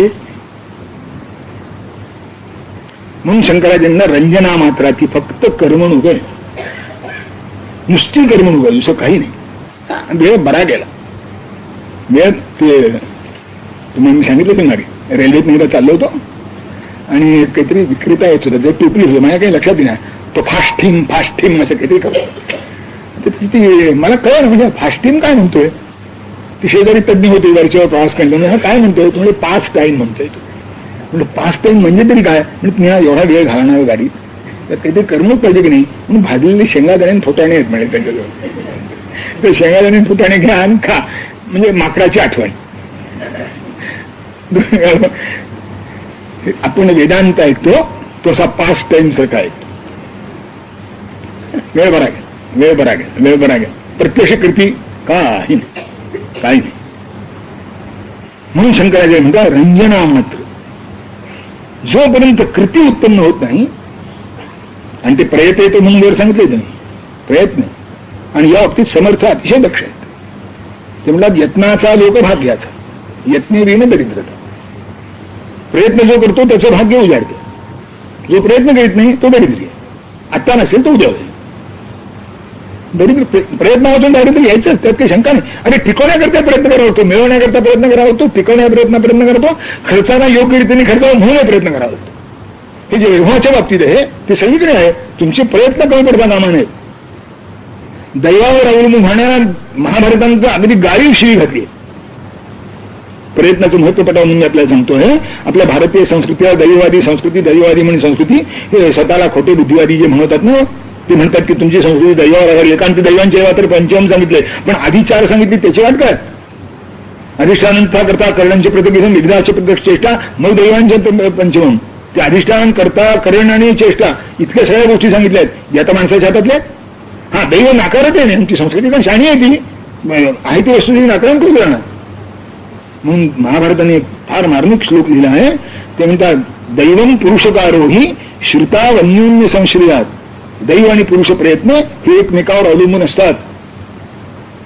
आता दैवाचं जर एकमेकावर अवलंबून असतं तर दोन्ही कळले पाहिजेत की नाही, म्हणजे दैव कधी कळणारच नाही. मग तुम्ही काय करा, मग उदाहरणांतू सत्कर्म. जे सज्जन माणसं आहेत ते सत्कर्म म्हणजे प्रयत्न करीत राहतात, कर्म करीत राहतात, चांगली कृत्य करीत राहतात. आणि त्याच्या पुढचा श्लोक आहे का, पुढचं चरण, दैवं क्लीबा उपासते. जे दैवावर अवलंबून राहतात त्यांना षंड म्हटलंय, नपुंसक म्हटलंय, क्लीब म्हटलंय. दैवावर अवलंबून होणारा नपुंसक आहे. उदाहरण दैव माहित नाही तर ठीक आहे, दैव नाही हेही संस्कृतीने सांगितलं नाही, पण दैव हे या भरोशावर तू काही करू नको असंही सांगितलं नाही. कारण त्यांना आणखीन एक निर्णय आहे, बली पुरुष बारोही दैव मग पेती वर्तते. पुरुष प्रयत्न जर बलवान असतील तर दैवावरही मात करू शकतात. तर आणखीन काय पाहिजे. म्हणून आपल्याला किती जमतं तेवढ्यातलं अधिक, आपली प्रकृती कोणती त्यातलं जास्त ती ओळखून तो गुरु त्याच्याकरता बरं आहे की तुम्हाला कळलं नाही तर त्याला विचारा. नाही तरी मला रोग होतो खरा, पण औषध काय घ्यावं मला कळतं का कधी. जर कोणी तर्कशा रोग मला होतो, डॉक्टर तुम्हाला काय कळतं असं म्हटलं तर काय होईल, मरणे मार्ग नाही. आणखी नाही काय विचारायला जातात आणि सांगितलं तुम्हाला सांगायला काय होतं म्हणतात. अरे मग विचारला झाला, आपल्याला कळत नाही ते संशय पटत नाही. तेव्हा कृतीपर्यवसाना तुमच्या अंतःकरणात मुमुक्ष आहे की नाही, ती भली तीव्र मंद मध्य कशी असो, कृतीपर्यवसान झाली की ती तीव्रच आहे म्हणून समजा, मंद मध्यम समजायचं काही कारण. जी कृतीमध्ये उतरत नाही ती मंद मध्य आहे, पण जी कृतीमध्ये उतरते, आता कृती दुर्बल असेल, समर्थ असेल, अशक्तपणा असेल, नाना गोष्टी असतील, परिस्थिती इतकी प्रतिकूल असेल की करता येणार नाही, शक्य आहे, हे शक्य. मग कृती नाही असं होत, कृती केली पाहिजे, नाही तर रंजना मात्र. आता शंकराचार्य जिथे कृती दिसत नाही त्याला कर्मयोग म्हणतात. आता काही लोक आहेत कर्मयोग करू नका म्हणून विचारतात लोक, कर्मयोग करा म्हणतात त्याकडे तेही पाहावा, ज्ञानेश्वरी कर्मयोग करता झाला होता, पण तेही करीत असला तरी पुष्कळ आहे. कारण ज्ञानेश्वरी आहे की आज नाही उद्या आपलं आवड निर्माण करील आणि शेवटी उद्धार होईल. तेव्हा कसं का होईना ते काही करा, पण नांदा म्हणून एक मराठीत म्हणायला वाईट तसं ठीक आहे. रंजना मात्र का होईना पण ज्ञानेश्वरी वाटत, रंजना मात्र का होईना पण गाथ्यामध्ये रंजन वाटतं, ज्ञानेश्वरीत रंजन वाटतं, हेही नसेल थोडं के, हे काही कमी नाही, त्याचंही फळ काहीतरी होईल. कारण शेवटी थोडे तरी वस्तुतंत्रता आहेच की नाही. ज्ञानेश्वरीला त्याचं म्हणून काही महत्व आहेच की नाही, तिचं म्हणून काही महत्व आहे की नाही, दासबोधाला त्याची म्हणून काही योग्यता आहे की नाही. तेव्हा कृतीपर्यवसान ही फार महत्वाची गोष्ट आहे. कर्मयोग म्हणून शक्यतो याच्याकडे न पाहणं बरं. शंकराचार्य आता त्याचा प्रकार सांगतात. यांनी 6 गोष्टी सांगितल्या, त्याचा एकमेकाशी संबंध काय म्हणून सांगतो.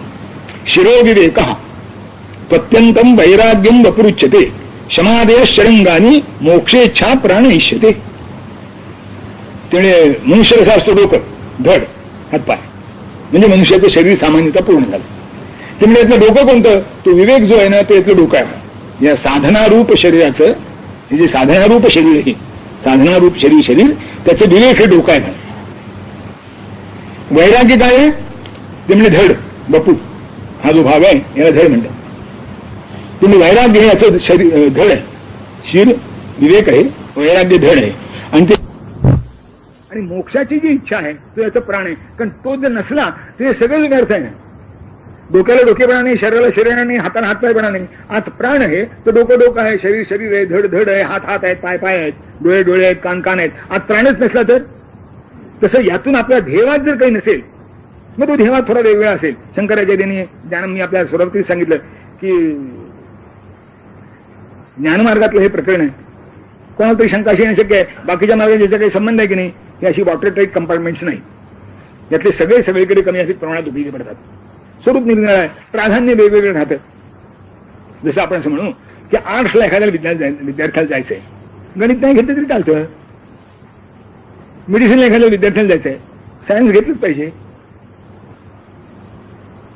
तेव्हा गणित, सायन्स, इतर विषय.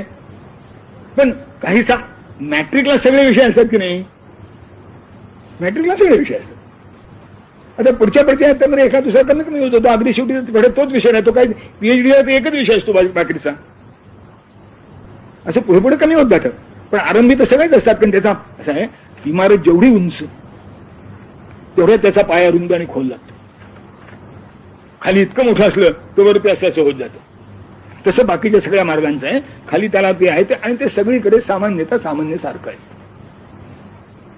मी आपल्याला म्हणतो तसं एक दोनचे पाडे तरी सगळ्यांनी यायला पाहिजेत ना, लिपी तर सगळ्यांनी यायला पाहिजे ना, लिहिता वाचता तर सगळ्यांनी यायला पाहिजे ना. इंजिनिअरिंगला लिहिण्या वाचण्याची काही गरज नाही असं म्हणून कळलं. वकिलीला लिहिण्या वाचणे नाही, लिहिणं वाचणं सगळ्यांना लागतात. तसं यातले काही भाग असं प्राथमिक अवस्थेत असतात, ते कमी अधिक प्रमाणात सगळ्यांना लागतात. त्याचं जे वैशिष्ट्य आहे ते तिथे तिथे प्रगट होतं. यातही जर त्यातल्या वेळ करायचा झाला तर शमदमादी जे आहेत ते योग मार्गामध्ये जास्त उपयोगी पडतात. तितिक्षा आणि समाधान जे आहे ते कर्ममार्गामध्ये जास्त उपयोगी पडतात. श्रद्धा आणि समाधान जे आहे ते भक्ती मार्गामध्ये जास्त उपयोगी पडतात. थोडं थोडं इकडे तिकडे थोडं थोडं असं होऊ शकतं. सामान्य वैराग्य तर सगळीकडेच लागतं. तीव्र वैराग्य त्या योग मार्गाला आवश्यक आहे, ज्ञान मार्गाला आवश्यक आहे. भक्ती मार्गाला श्रद्धा पुरते. योग मार्गामध्ये श्रद्धा कमी असली तरी चालते, फक्त कृती करीत राहिलं पाहिजे. ते त्या अवस्थेत केलं म्हणजे संपलं. शरीराला वळण लावणं हेच महत्वाचं. आता योग तर तेच सगळं महत्वाचं. तो तिथे काय लागेल, तिथे तीव्र वैराग्य लागेल, तीव्र शम लागेल, तीव्र दम लागेल. ज्ञानमार्गामध्ये विवेक लागेल, तो तीव्र पाहिजे. ह्या मूत्र फलभोग विराग त्याचा ह्यामुळे नित्यानित्य वस्तू त्याचा उत्कट पाहिजे. असं त्या मार्गातलं त्याचं वैशिष्ट्य असेल, यात काही शंका नाही. जसं आपण ही कल्पना करू की ज्याला पळायचंय त्याचे पाय जास्त बळकान पाहिजेत, हात थोडे बळकान नसले तरी चालतील. ज्याला हाताने काम करायचंय त्याचे पाय थोडे थोडे असले तरी चालतील. मग त्या मार्गाप्रमाणे ते फरक असतील. चित्रकार आहे, त्याचे हात चांगले असे नाही झाले, डोळे चांगले असे नाही झाले, पाय नसले तरी चालतील. पांगळा मनुष्य चित्रकार होऊ शकतो. पण पांगळा मनुष्य मॅरेथॉन मध्ये कसा जायचा, होऊ शकणार नाही. ते पाय चांगले पाहिजेत. कदाचित हात चांगला नसेल तरी चालेल, अरे हात तसा वाकडा असेल तरी चालेल, हे पाय बळकट पाहिजेत. तसं होईल. त्या मार्गामध्ये एक एक वैशिष्ट्य नाही, पण सगळं सगळीकडे कमी अधिक प्रमाणामध्ये उपयोगी पडतं. म्हणून तर सगळ्यांच्याकरता सगळं सांगायचं. सगळ्यांच्याकरता जे सगळं सांगायचं तेवढ्या करता सांगायचं. तर इतक्या सगळ्यांच्या मध्ये मायासारख्याने बसून सांगायचं काय कारण आहे. मग शंकराचार्याची माणसं काय सांगतात, त्यांच्यावर जबाबदारी आहे. ते एका करता नाही. मी या मार्गाचा आहे, मी या मार्गाचा कळत नाही त्याला, पण माझी योग्यता या मार्गाची आहे ते त्यांना कळतं ना. ते त्याला तेही सांगते, अरे नाही काही करू नकोस. अभिनयमपनय विष्णू दमय मनश्यमय विषय मृगतृष्णाम भूतदयाम विस्तारय तारय संसार सागरतः दिव्यधुनी मकरंदे परिम. भक्ती मार्गातलं उत्कृष्ट स्तोत्र. बस एवढं झालं तरी पुष्ट झालं. योग मार्गातला प्रश्नच नाही. आपल्याकडे तसेच आहेत. ज्ञानेश्वर महाराज विचारात घेतले तर योग आणि ज्ञान, तुकाराम महाराज विचारात घेतले तर भक्ती, रामदास स्वामी विचारात घेतले तर कर्म आणि भक्ती. ज्ञान नाही असं नाही, त्यांनाही भक्ती नाही असं नाही, यांनाही योग कळत नाही असं नाही, पण प्राधान्य आहे की नाही त्याचं त्यांचं, असं असू शकतं. आणि मग त्याची निवड त्याच्या बुद्धीप्रमाणे, त्याच्या पूर्वकर्माप्रमाणे बरोबर होते. तो ऍडजस्ट होतो, फिट होतो. ते त्याला जमतं प्रामाणिक असेल तर. सगळ्या गोष्टी पाहिल्या तरी कुठेतरी कस्यापि कोप्यतिशयोस्ति सते न लोके ख्यातिम प्रयातिमहि सर्व विदुस सर्वे. कुठेतरी आत एक विशेष असते, कुठेतरी बाहेर एक विशेष प्रगट होतो, आणि ते नेमकं ते विशेष त्या विशेषाकडे आकृष्ट होतं, आणि त्याचं त्या मनाने बरं होतं. नाही तर मला सांगा, कोणत्या तरी एकाच डॉक्टरचा धंदा चालला पाहिजे की नाही. सगळ्या डॉक्टरचा धंदा कसा चालतो, हे बघा आमचा डॉक्टर चांगला, आमचा डॉक्टर चांगला, असं चालत नाही कधी. सकाळी एक डॉक्टर, दुपारी एक डॉक्टर, संध्याकाळी एक डॉक्टर. हा डॉक्टर तपासून घ्यावा, शक्यतो त्याला निष्ठ राहावं. तो प्रामाणिक असेल तर तो सांगेल की आता हे आणखीन कोणाला तरी आपण बोलून विचारू. पण ते यानं म्हटलं पाहिजे की डॉक्टर तुम्ही ठरवा, माझा तुमच्यावर विश्वास आहे, असं गुरुच्या बाबतीत झालं पाहिजे. ते होत नाही, त्याला काय करावं, दोन्हीमध्ये होत नाही. म्हणून श्रद्धा ही पूर्ण असली पाहिजे. शंकराचार्य पुढे म्हणतात, ईदृशांग समायुक्त जिज्ञासुर युक्तिकोविद शूरो मृत्युंहन्त्येव सम्यक ज्ञानासिना ध्रुवम. तो म्हणतो, शंकराचार्य म्हणतात, ईदृशांग समायुक्त, ही जी 6 अंग तुम्हाला सांगितली ना, शिर, धड, हातपाय आणि प्राण, ही जे चतुष्टय तुम्हाला सांगितलं, या सगळ्या अंगाने जेव्हा मनुष्य युक्त होतो, ईदृशांग समायुक्त म्हणून स्थिरैरंगई. मला एक सांगा, जे नसतं ते माणसाला हवं वाटतं ती गोष्ट नाही. आंधळ्याला वाटतं मुकाबाहेरा भरा, मुकाबाहेरला वाटतं आंधळा भरा. आता हे काय प्रकार आहे? जे नाही ते म्हणजे ते असंच आहेच. असेल ते विटवा आणि नसेल ते भेटवा, हा माणसाचा सामान्य स्वभाव. यातलं तुम्हाला तुमची सगळी अंग, कोणतं अंग वाईट? डोळे नसणं चांगलं का? कानाला ऐकून येणं चांगलं का? हात न हलणं चांगलं का? पायानं न चालणं चांगलं का? अन्न न पचणं चांगलं का? नाही, कोणतंही चांगलं नाही. डोळे चांगले पाहिजे, नाक चांगले पाहिजे. म्हणून आपल्याकडे स्थिरैरंग स्तुष्टुवांसस्तनुवेश केली की आमची सगळी अवयव, सगळी गात्र ही स्थिर असोत, आणि त्याने आम्ही करू काय? जास्तीत जास्त उपभोग नाही. स्थिरैरंग स्तुष्टुवांसस्तनुभी व्यशेम देवहितम यदायु. तेव्हा हे सगळं जे मिळायचे म्हणते करता का? नाही. त्यासाठी शंकराचार्य म्हणतात की ईदृशांग समायुक्त जिज्ञासु, म्हणजे जाणण्याची इच्छा असलेला. जिज्ञासु कसा? युक्तिकोविदा. नुसता जिज्ञासू नाही, युक्तिकोविद म्हणजे कशाचा केव्हा कुठे किती उपयोग करावा हे ज्याला नेमकं कळतं तो युक्तिकोविद. आमच्याकडे युक्ती हे स्वतंत्र प्रमाण मानले आयुर्वेदाने, बाकी शास्त्रात कुठे नाहीये. त्यांची प्रमाणे निर्णय आहेत. सामान्य व्यवहारात असलेली 3 शब्द, प्रत्यक्ष आणि अनुमान, हे तर वापरलीच आहे. पण आयुर्वेदाने आणखीन एक युक्ती प्रयोग वापरले, आणि त्या युक्तीचा अर्थ असा आहे वापरून पाहण्याचं कौशल्य, प्रत्यक्षात आणण्याचं कौशल्य, दृष्टकर्मत्व. ते त्याचं महत्वाचं गंग आहे. नुसता पुस्तकी पंडित काय कामाचा? दृष्टकर्मा पाहिजे. ती ही जी दृष्टकर्मता आहे हे युक्ती कोविद. म्हणजे त्याला केव्हा, काय, कुठं, कसं, किती हे सगळं ज्याला कळतं तो युक्ती कोविद. तेव्हा ऐकलंय पुष्कळ, पण यातला कशाचा उपयोग कुठे करायचा हे कळलं पाहिजे की नाही. कोणतं कोणाकरता वापरायचं, कोणतं कुणी वापरायचं, कोणतं कुठे वापरायचं, कोणतं किती वापरायचं. एक गोष्ट खरंच लक्षात घेण्याचं की डोळ्याचा उपयोग जितका होतो त्यापेक्षा कानाचा उपयोग जास्त. आता माणसं तोंडाचा उपयोग जास्त करतात ती गोष्ट नाही, पण डोळे जितक्या लवकर थकतात तितक्या लवकर कान थकत नाहीत. हात जितक्या लवकर थकतात तितक्या लवकर पाय थकत नाहीत. पोट जितक्या लवकर थकतं तितक्या लवकर हृदय थकत नाही. हृदय जर पोटासारखं थकायला लागलं तर काय वेळेला बघा तरी कल्पना तर करा. सुदैव नशिबाने वाटायला येत नाही.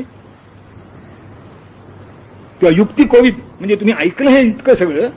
शंकराचार्य म्हणतात की तुम्ही इतकं सगळं ऐकलंय, आता यातलं कोणतं कुठं किती कसं वापरावं हे जाणलं पाहिजे. युक्ती कोविद असा झाला म्हणजे काय तर शूरो. अशूर तोच ना की ज्याला पराक्रम करता येतो. की शूराची एक गोष्ट सांगतात म्हणजे शूरो मृत्यूम निहंत्येव. शूर जो आहे तो मृत्यूचा नाश करतो म्हणाले, मृत्यूला मारून येतो. याच्यापेक्षा शूर का? सावरकरांनी एका निराय संदर्भात म्हटलंय, अनादिमी अनंतमी अवध्यमी भला मारील रिपू जगती असा कवण जन्मला. मला मारील असा कोण जन्माला म्हणाले, मी अनादि अनंत अवध्य आहे. हा तसा शूर आहे की क्रांतिकारक म्हणून हाही क्रांतिकारकच आहे. जे कधी कोणाला सुटत नाही ते सोडायला निघालाय. जो बंधू कोणाला सुटत नाही तो सोडायला निघालाय. जे कोणाला मिळवायची इच्छा नाही ती याला मिळवायची इच्छा आहे म्हणून हा शूर आहे, सामान्य नाही. हा याला फळ काय? मृत्यूम निहंत्याशू. तो मृत्यूचा घात करतो म्हणाले. मृत्यूम निहंत्याशू. कसे साधन काय? सम्यक ज्ञानासिना ध्रुवम. सम्यक जे ज्ञान तेच कुणी खडग आहे त्याच्या हातातलं, तीच कुणी तरवार आहे त्याच्या हातातली. योग्य असं जे ज्ञान तीच त्याच्या हातातली तरवार आहे. त्या तरवारीच्या बळावर हा शूर मृत्यूचा नाश करतो. पण केव्हा? ईदृशांग समायुक्त. असं तरवार हात धरून बघायचे ना, तरवार खूप चांगली आहे, हातच दुबळा आहे. तरवार खूप चांगली आहे, पायच काम करीत नाही. तलवार खूप चांगली आहे, कशी वापरावी पाहायला डोळे शिल्लक नाही. काय होतं, ते शिर म्हणताना ते सगळे नाक कान डोळे घरीत आले त्यात. तेव्हा हे सगळी अंग ज्याची समर्थ आहेत, कार्यक्षम आहेत, तो मृत्यूचा नाश करतो, तो अमर होतो. तुकाराम महाराजांनी म्हटलंय की आम्ही अमर आहो, मृत्यूला मारून अमर आहो.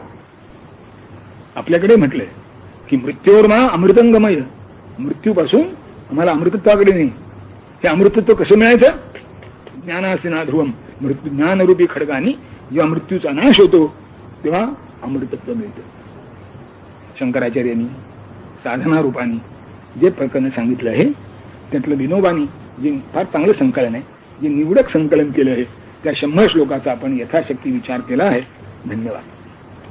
श्री कृष्ण गोविंद हरे मुरारे.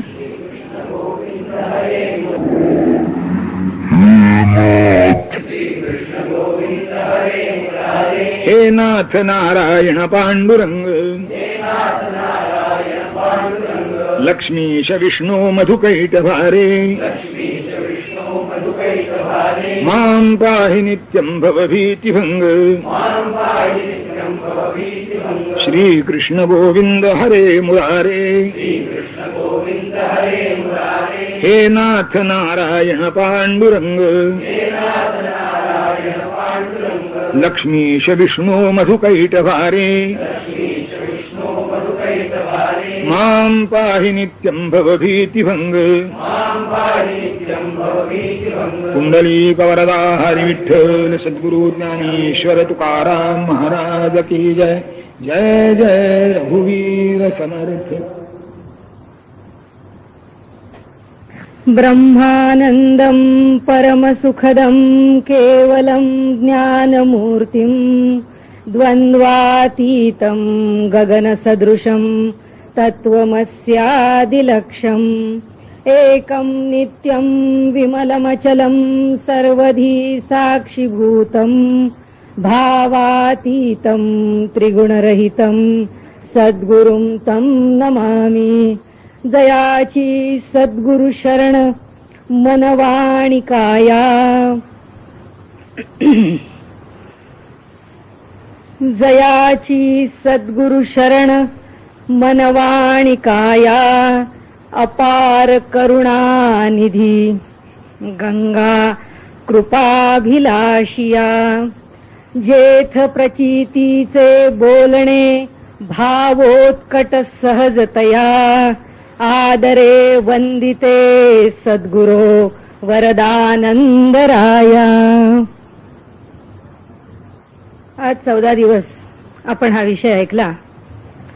शामरावांनी भिन्न भिन्न विषय आम्हाला आजपर्यंत ऐकवले.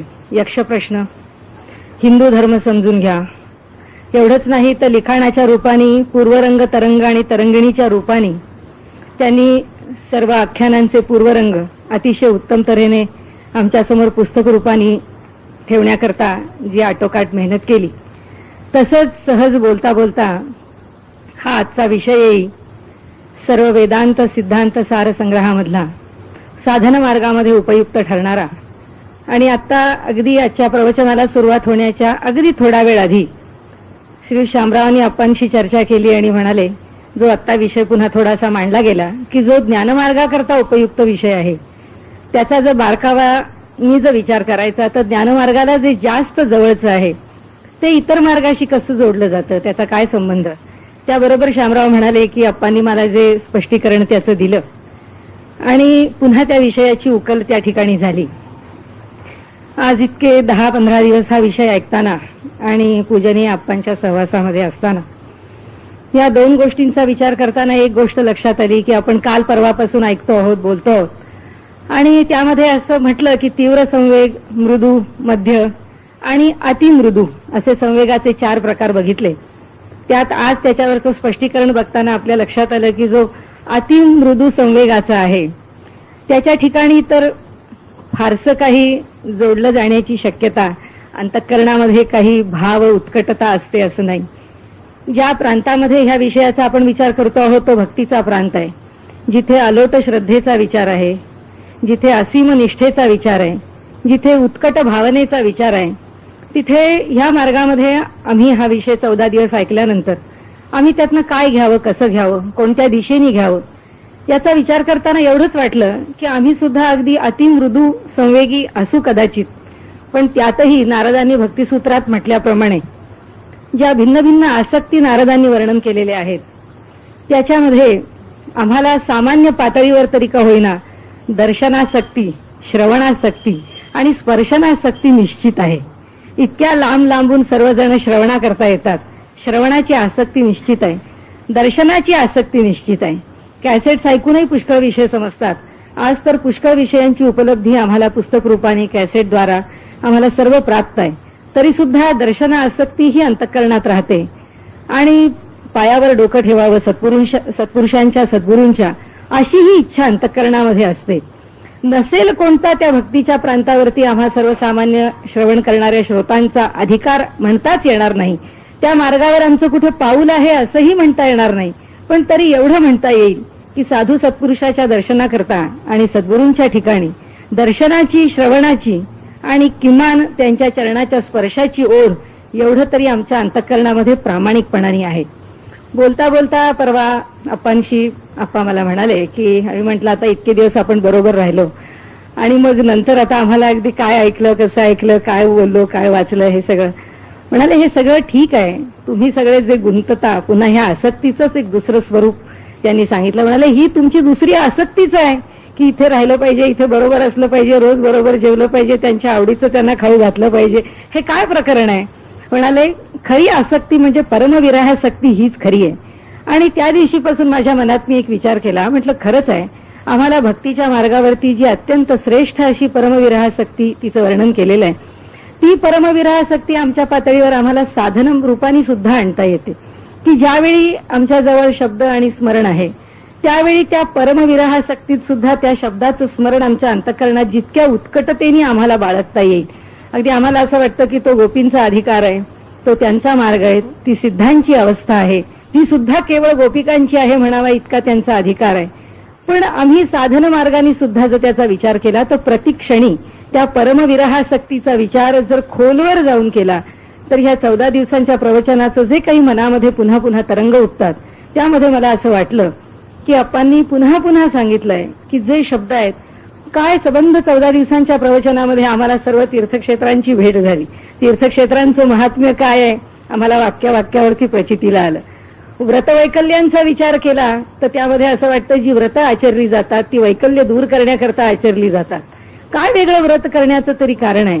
आम्ही ज्या भिन्न भिन्न गोष्टींचा विचार करतो त्या सर्व ठिकाणी एकच गोष्ट लक्षात आली. एवढंच नाही तर मला आप्पांच्या बोलण्यामध्ये आणखीन एक असं वाटलं की उद्धरेत आत्मनात्मानमच्या पार्श्वभूमीवरती आप्पांचं जे पूर्वीचं विवेचन आहे त्या पार्श्वभूमीवरती आत्ताच जे आपण 14 दिवसाचं विवेचन ऐकतोय आणि त्यामध्ये सद्गुरु वाक्याचा महिमा, गुरूंचा आशीर्वाद, गुरूंचं मार्गदर्शन या संबंधाने ज्या मोकळेपणाने आप्पा बोललेले आहेत हा काही सामाजिक आणि सर्वांना खुला असा कार्यक्रम आहे असं नाही.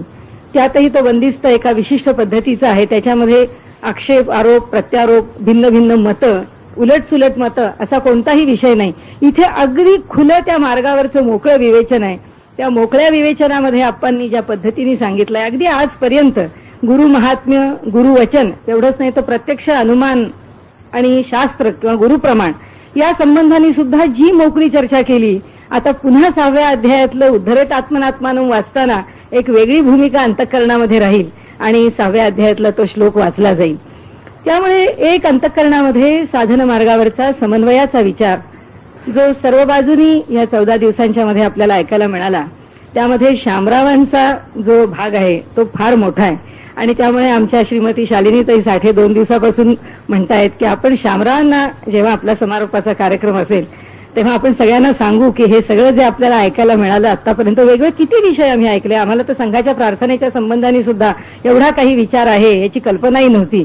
आणि आपण त्यांना आपल्याकडून आपल्या प्रेमाचं प्रतीक म्हणून श्री भाऊसाहेब काळे यांच्यातर्फे पुष्पगुच्छ देऊ.